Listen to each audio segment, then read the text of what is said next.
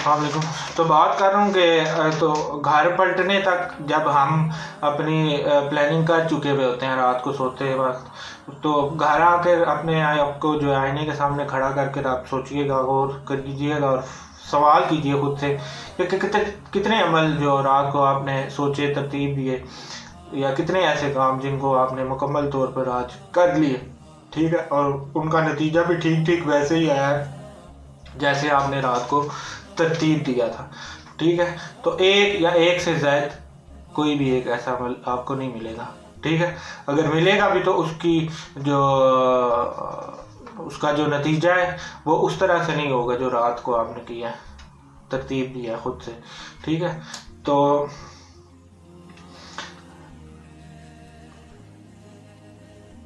اور وہ جو یاد رہے گا اس کے بھی آپ پہ، اگر آج ممکن ہوا کہ آپ کو وہ کام اس ٹائم یاد آ گیا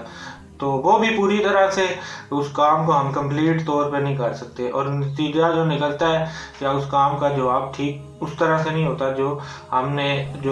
ہم اس کو میچ یا کر کے دیکھ رہے ہیں یا اس ریالٹی پہ غور کریں جو رات کو ہم نے ترتیب دیا ہوتا ہے۔ اس میں زمین اور آسمان جتنا فرق واضح نظر آتا ہے آپ کو یا آئے گا، ٹھیک ہے۔ یہ اصل میں خود کلامی کا ایسا مایا جال جو ہمیں کبھی کسی بھی عمل کو ٹھیک طریقے سے سر انجام دینے ہی نہیں دیتا، یا دھوکہ ایسا، یہ نفس کا دھوکہ ہے کہ انسان کے ذہن میں موجود ہے۔ اس کا انکاری جو ہے دنیا میں موجود انسانوں کی تعداد میں سے کوئی بھی اس چیز سے انکار نہیں کر سکتا، اگر کرتا ہے تو واللہ وہ پھر اس چیز کو جانتا نہیں ہے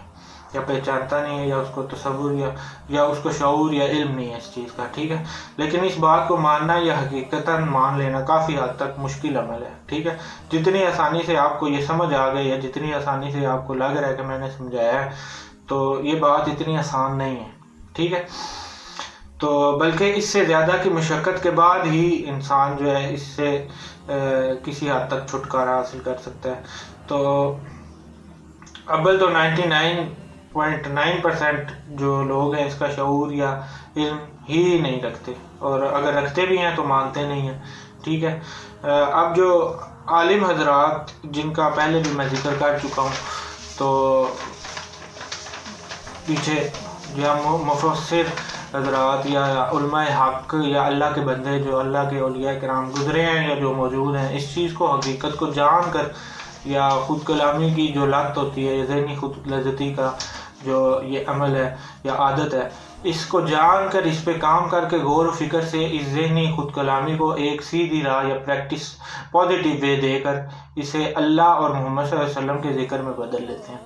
ٹھیک ہے۔ یعنی وہ اس کو صحیح طریقے سے جان کر اس کی اصل جو ہے صورت اور پیچیدگیوں کو کھول کر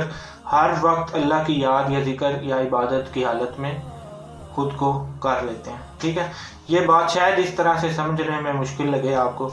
تو آپ لوگوں کو سمجھانے کے لیے اس پر یقین بھی جو ہے شاید اس پر یقین کرنا بھی آپ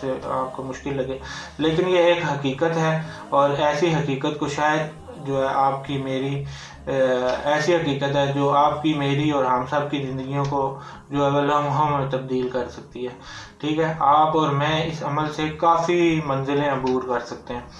ٹھیک ہے۔ ہماری زندگیوں میں جو ہے انقلاب برپا ہو سکتا ہے۔ آئیں اس کو ایک آسان مثال سے سمجھنے کی کوشش کرتا ہوں یا کراتا ہوں، اور حقیقت کو جاننے کی کوشش کرتے ہیں، ٹھیک ہے۔ ہمارے ذہنوں میں موجود جو ڈیٹا ہے، محفوظ ڈیٹا، جو کسی یاد یا کسی لمحے کا یا کسی چیز یا شے کا، یہ سارے کا سارا ڈیٹا ہمیں لوگوں سے ملا ہے، یا ہم نے لوگوں یا دوسرے انسانوں کو عمل کرتے دیکھ کر، یا دوسرے انسانوں کی لکھی گئی کتابوں سے جو بچپن سے جوانی تک کے سفر میں ہماری لازمی کتابیں یا سبجیکٹ کے طور پر ہمیں سکھائی جاتی ہیں بچپن میں یا اسکول کے دور میں، اور تربیت میں ہمارے شامل کی جاتی ہیں بکس۔ تو یہ وہ طریقہ کار ہیں یا سکھائے گئے عمل ہیں جس سے جو ہے آپ کو بتایا جاتا ہے کہ اس دنیا میں آپ نے سروائیو کیسے کرنا ہے، ٹھیک ہے۔ تو پیسے کیسے کمانے ہیں، بڑا اور کامیاب آدمی یا انسان کیسے بننا ہے، ٹھیک ہے. یہ سارا ڈیٹا ہماری یادداشت یا میموری کے حصوں میں محفوظ ہے، اور اس ڈیٹے کی مدد سے ہی آج ہم اپنی یا ابھی پریزنٹ حالت میں موجودہ وقت میں اپنے روز کے کاموں یا روٹین میں شامل کر کے عمل کیے جا رہے ہیں، ٹھیک ہے، دہرائے جا رہے ہیں، ٹھیک ہے. اس روزانہ کے عمل کو ہم روز دہراتے ہیں. اس طرح جو ڈیٹا ہماری یادداشت یا میموری میں محفوظ ہے، یہ ڈیٹا ہی ہماری سوچ اور خیال میں مل کر مصروف عمل ہے، ٹھیک ہے، جو خود سے پلاننگ، ترتیب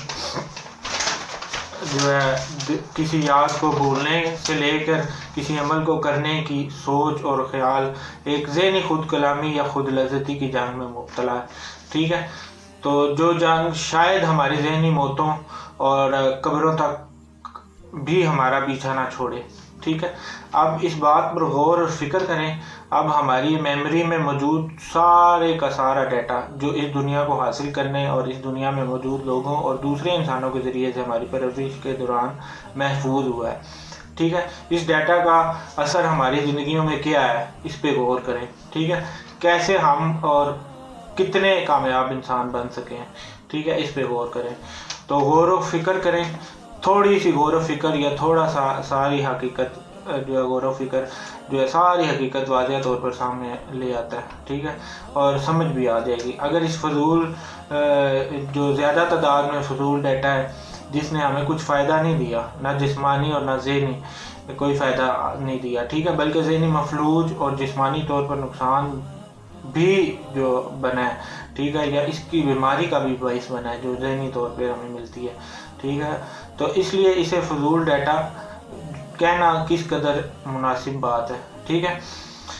جو ہمیں ہمارے حقیقی رب کا صحیح طور پر تعارف بھی نہ کروا سکا اور نہ ہی ہمیں محبت رسول صلی اللہ علیہ وسلم میں جو ہے مبتلا کر سکا. تو یہ ڈیٹا فضول ہی تو ہوا پھر، ٹھیک ہے. اب سمجھیں ذہنی خود کلامی کی لذت اور لت کو اگر ڈیٹا کو صحیح ہوتا یا صحیح کر لیں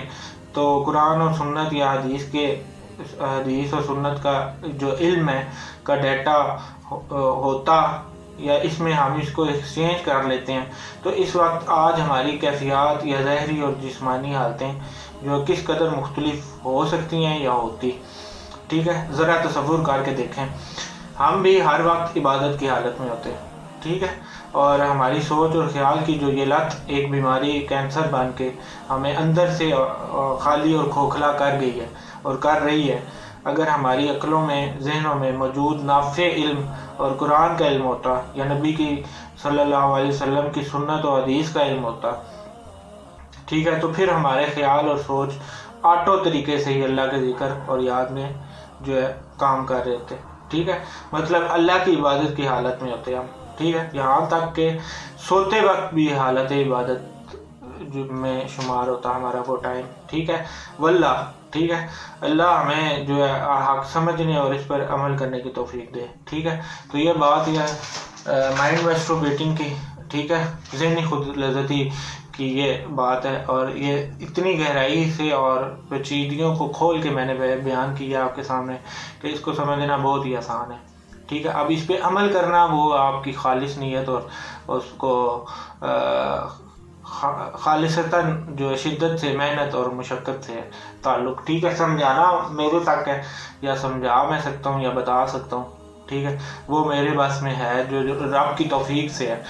ٹھیک ہے، جو اللہ کی توفیق کے بغیر ممکن نہیں ہے. اس میں میرا کوئی کمال نہیں ہے، نہ ہو سکتا ہے، ٹھیک ہے، میں اس قابل بھی نہیں ہوں. لیکن رب تعالیٰ جو ذریعہ بنتا ہے کسی انسان کی ہدایت کا یا میری ہدایت کا جو ذریعہ بنا، تو وہ میں آپ کو بتا رہا ہوں، ٹھیک ہے. حقیقت کھول کے بتا رہا ہوں اور واضح کر کے بتا رہا ہوں آسان طریقے سے، تاکہ اس کا مقصد صرف اور صرف، اگر آپ کو یہ ابھی بھی سمجھ نہیں آتی کہ اس کا مقصد صرف اور صرف میرے بہن بھائیوں کی بھلائی ہے، ٹھیک ہے، اور اس وطن اور اس ملک کی مٹی سے جو پیار ہے، عشق ہے مجھے، اور میرے اپنے نبی صلی اللہ علیہ وسلم سے جو عشق اور محبت ہے اور اللہ کے ساتھ جو محبت ہے، اس کے جو عوض میں یہ کام کر رہا ہوں. بس اپنے نبی صلی اللہ علیہ وسلم کے عشق میں قرب کو حاصل کرنے کے لیے اور اللہ کی محبت کو حاصل کرنے کے لیے یہ کام کر رہا ہوں، بس تاکہ اللہ مجھ سے راضی ہو جائے، ٹھیک ہے. اور میں یہ کام اسی لیے کر رہا ہوں اور اتنی محنت اسی لیے کر رہا ہوں کہ میرے بھائیوں کو بھی یہ علم ہو جائے, ٹھیک ہے, اس گہرائی کا علم ہو جائے اور وہ بھی اپنی زندگیوں کو بدل سکیں, ٹھیک ہے. تو یہ ہے میرا مقصد اور یہ ہے میرا کال, ٹھیک ہے. تو ان باتوں کو غور سے سمجھیے اور اس پہ عمل کرنے کی کوشش کیجیے, تو پھر رب تعالیٰ انشاءاللہ العزیز آپ کو صحیح اور مناسب راستہ دکھائے گا. اللہ حافظ. اپنا